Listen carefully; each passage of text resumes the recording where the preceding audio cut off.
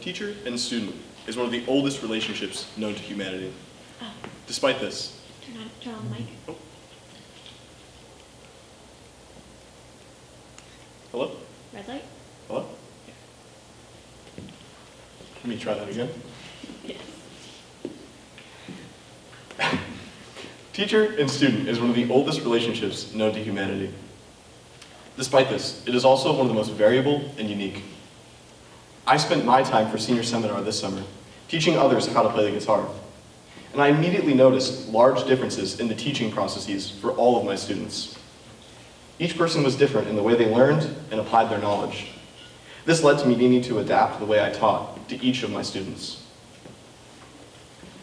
Sometimes I would need to adapt mid-lesson to be more productive. I learned that this was necessary for the teaching process, and embracing it was the best way to move forward for everyone. The three main differences I noticed between my students were their prior experience, their natural inclinations, as well as their specific interests.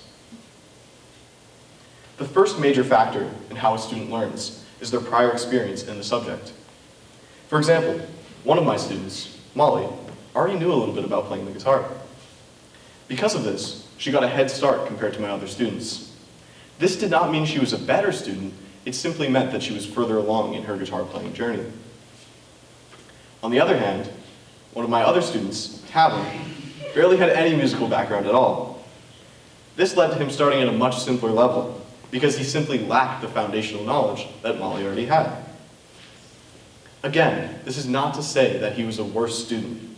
He actually tackled new ideas head on and had a surprising amount of tenacity when confronting new concepts.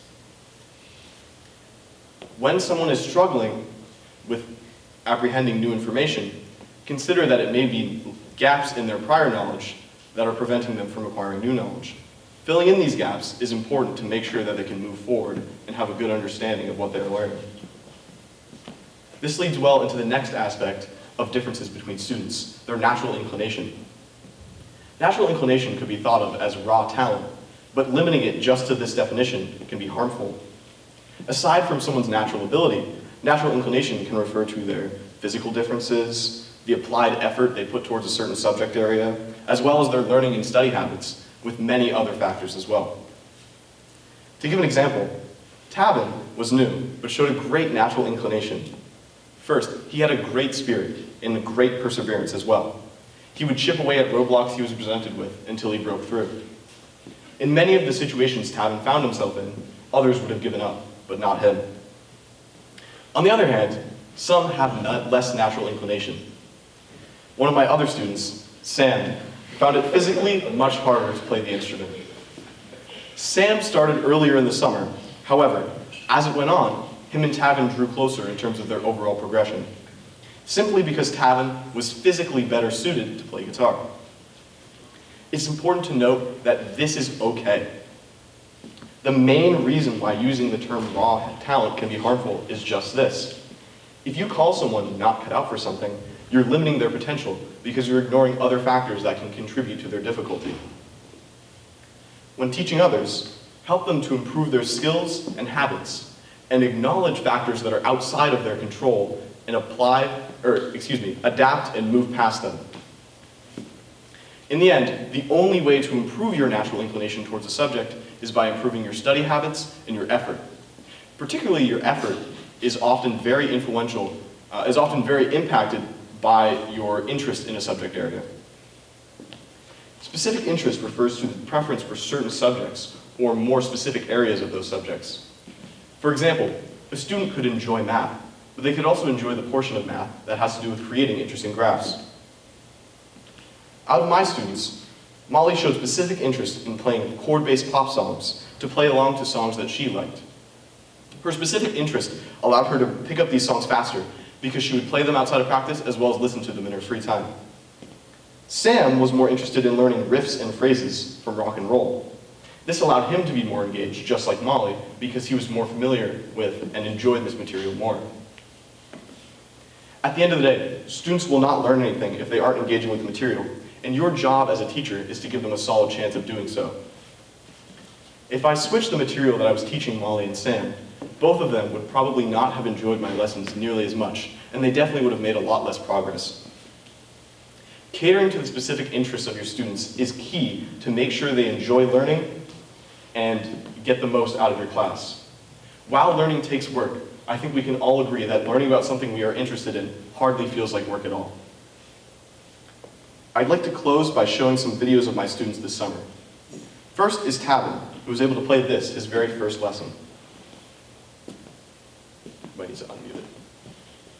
Just click again. Oh, never mind. This is Tavin's first guitar lesson. He's learned his first piece of music. We're going to turn the metronome on. He's going to play away. I'll play it. Ready?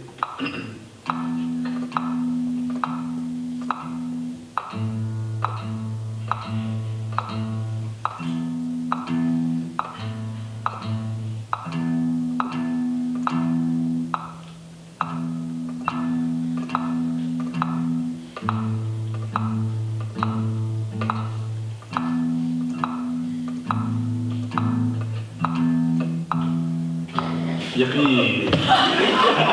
So, while that may seem very simple, I just want to emphasize, that was the first time Tavin had ever attempted to play the guitar. So for him to be able to do that in his very first lesson is incredibly impressive. It shows, again, that natural inclination he had for the instrument, that he was able to play a piece written out in front of him, along to a metronome, on his very first lesson. Next is Sam, who started earlier in the summer and was able to play along to familiar songs by the end of it.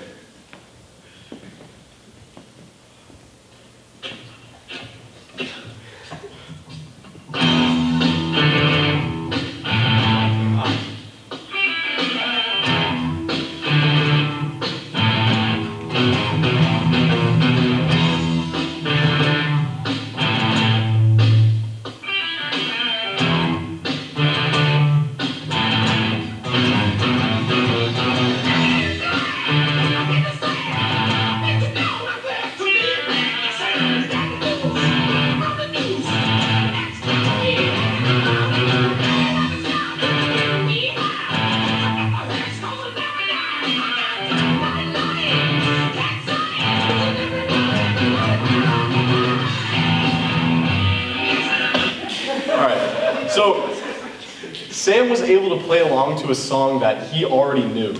And the reason this is so impressive is because while he wasn't playing it exactly like the track, while he wasn't playing every little piece of it, Sam was able to play along with the song and be consistent. You can see in that video, the reason I played the whole thing is because he messes up at a certain point, which is okay. But Sam was able to jump back in and keep playing and get his time again, get his footing, which was a long way from where he started at the beginning of the summer. He gained a lot of confidence over the summer, and he gained the ability to play like a musician. And as you know, Sam did his talk, he is a musician already. He played the piano, but to transfer those skills was incredibly impressive because that was a long jump from where he was at the beginning of the summer.